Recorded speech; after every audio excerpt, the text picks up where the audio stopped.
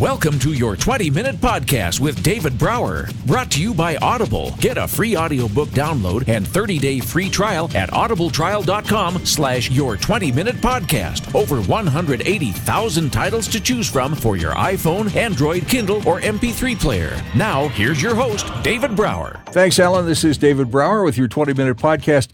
Our special guest today is Courtney Blair, founder, owner of Zippy Content. Courtney started her business out of necessity and willingness by the universe. She's also a mother of a 2-year-old, a business student in pursuit of her bachelor's degree in business administration. She's faced and overcome challenges that most wouldn't even dream of and has entered a time of synchronicity and harmony in her life. Wouldn't we all like to be there? Courtney, welcome. Thank you so much for having me. I appreciate the opportunity. You bet. It's good to talk to you. Courtney is, selfishly on my part, Courtney has provided, I don't know how many dozens of guests for my podcast, and you just have a knack for sending me people that I want to talk to.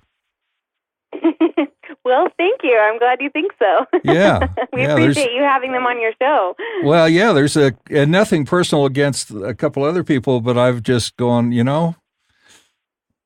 have a good day, because they just, you know what I mean? They're good at what they do, but it's just not a sync with me. And so you just rock and roll. So tell me how Zippy, well, first of all, Zippy Content indicates fast content. What's your purpose? What's your business model? So the biggest thing that we do for people is bring visibility to whatever they're doing. So that is the first and foremost, most important aspect of what we're doing, is that our clients are up to amazing things and they need more visibility, more of an audience, and, more of a tailored audience, even more. So, people who are relevant to what they're doing. So that's what we're helping them do. We're representing authors, entrepreneurs, coaches, consultants, basically anybody with an amazing message or that's changing the world, and we find them interviews on podcasts. How fun is that? It's the best. Oh, my gosh. And plus, you're living in wine country. I want to be you when I grow up. You know what? So do I. Now I'm looking around at my own reality, and I'm like, this is pretty cool. Yeah, I'm not exactly doing bad. where I want to be. I'm not doing bad. I mean, if all I got to complain about is my cell service, I'm okay, Yeah, no kidding. So how do you find people, or how do they find you? How does the process work? So it's been really, really cool. So I started doing this a year ago. Well, I started finding podcast interviews about 4 years ago, but I started reaching out to clients to represent them last February in 2017. So it's been about a year and a couple months now. And the first couple of months, I was just cold emailing people, asking them if they wanted to be featured on podcasts and letting them know that I could help them, So it was like a really, it was pretty primitive, you know what I mean? Just a lot of cold outreach and trying to make those connections. And after a couple months, I just so happened to email, I think, the right people, and I fell into some really great networks. And from there, probably last April or May is when I just sort of hit a really cool network, and I had all of a sudden referrals were being poured into my inbox, so I didn't have to really cold email anybody after like last May. Wow. So I've had a lot of just, a lot of the coaches and consultants that I work with are, not only are they great on podcasts, but their clients are also great on podcasts, so it's been really cool to fall in line with those people, because they're like, hey, I love your services, and I think all my clients would too, So Isn't that great? There's a few people that I've fallen in line with that's happened, and so it's been really great. Well, I mean, no matter what your business is, there's nothing like referrals. I mean, that's high praise. And and when you can, and hence the name Zippy, since you went from February to May, and all of a sudden your referrals are crawling out of the woodwork, that's unheard of. That's just incredible. Incredible good fortune. I feel like I got really lucky or blessed, or however you want to look at it. I hear a lot about a lot of entrepreneurial journeys that, and the first couple of years they're eating peanut butter and jelly the whole time, and they're, they're really just struggling. And I kind of feel like I just hit it at the exact right time, that the universe wanted me to, and everything just sort of gained traction really quickly, you know what I mean? And so I never really went through that phase of like really struggling as an entrepreneur, you know what I mean? Like, sure, everybody struggles as an entrepreneur, and there are things that we all struggle with, but I don't feel like I had that phase of like, eating ramen for dinner, and you know what I mean? Like I felt like it kind of just happened. It was a really cool thing. I love that. Well, there's no such thing as a coincidence in my world, so that's I agree with that. That's pretty cool. So tell me about your dad. He got you going in the podcast realm, right? Yes, he did. So he was my very, very first client. 4 years ago, I was pregnant. I was about to give birth, and I was just kind of looking for something that I could do from home. I knew that you can't find a job when you're about to have a baby. It's just impossible. Right. Nobody wants to, it's not going to happen. You have to go on maternity leave and all this stuff. So I didn't even really try, honestly. I kind of knew at that point that entering the regular job world was just not really an option. And so I started freelance writing and like doing a couple things that I knew people were doing to make money online, and they didn't really work for me, So I was blogging and stuff like that, and it just didn't really take off for me. So I hit up my dad, who's in NLP and psychology and mental health and personal development and stuff like that, and he has a blog, courses, websites, all this stuff. So he's he's doing what a lot of my clients are doing. Yeah, so he's like, hey, Court, I could actually pay you to find me podcast interviews. That's something I really want to do. And at the time, I thought he was nuts.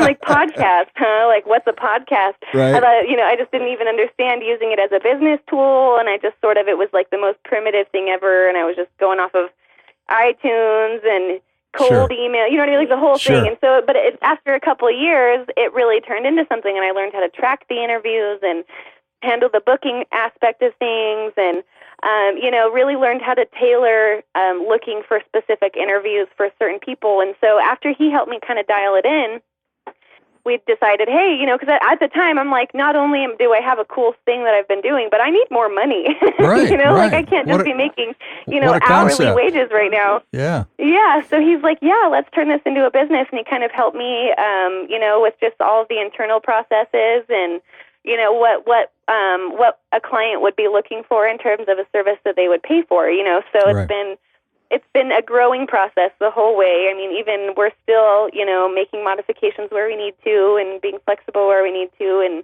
but it's been great. It's been really cool. This is our 4th year doing this, and It's been incredible.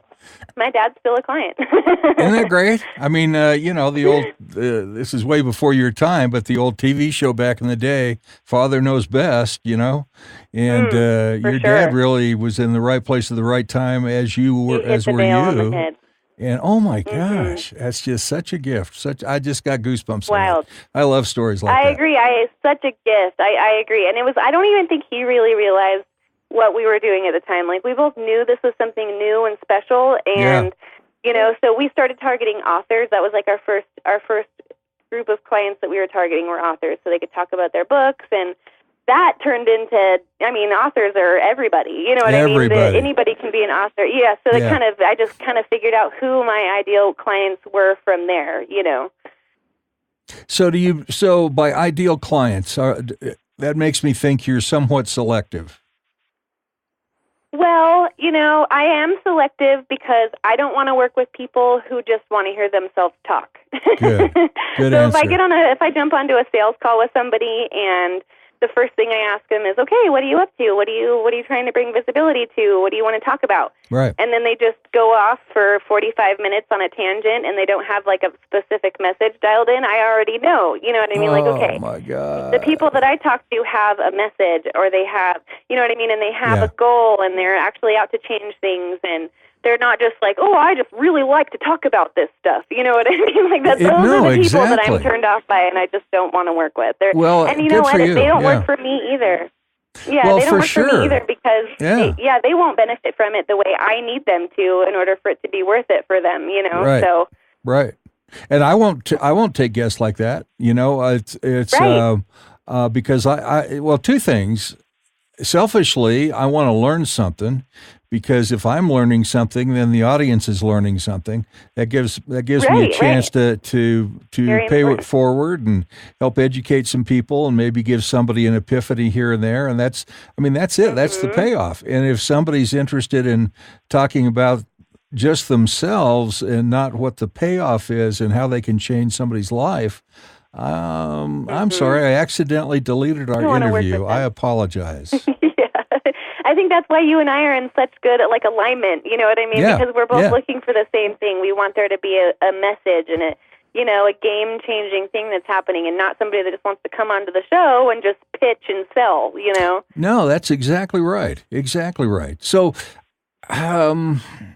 I'm just fascinated by what you do and how you got into it, and I have very little exposure to other people who do what you do, and I kind of alluded to this a couple of minutes ago, but the couple of people that I can think of off the top of my head, who shall remain nameless, work for companies and seem to me are more interested. They act like commission salespeople. That's what I'm trying to say. So they'll say, okay, well, here's the interview. Here, this guy's going to crush it, and let me know when you want to do the thing. And so I'm reading the bio, and I'm going, I don't care. I don't like no. And so they seem to be, and I don't want to generalize it because that's not fair, but seems to be sometimes the people are more interested in their payoff than really the big picture. Right, and that's where we differ for sure, because I'm in this knowing that I'm here at the right place at the right time, and it's not about the paycheck. You know what I mean? Like, sure, we're all in this for the money. We can't even deny that. We all want money, but to be doing what you're doing, and for I don't make a penny off my podcast. I don't care to. Podcasts are special that way, and that they provide their own special value. Yeah. But just in terms of the paycheck side of things, I don't live for that. You know what I mean? It's great to see money coming in, but what I live for is that feeling of, wow, thank you so much for connecting me with that person. Right. We've had the most incredible interview, and my audience is going to love them. And it's like, if I had to give that interview away for free, then so be it. You know what I mean? Like, it doesn't even matter. It's a great feeling to know that, like, what we're doing is actually changing lives and making a big difference. That's part one of our interview with Courtney Blair. Your 20-minute podcast with David Brower has been brought to you by Audible. You can listen to any of David's podcasts anywhere podcasts can be found, including iHeartRadio, the Spotify mobile app, and at davidbrowervo.com/your20-minute podcast. Until next time, thanks for listening.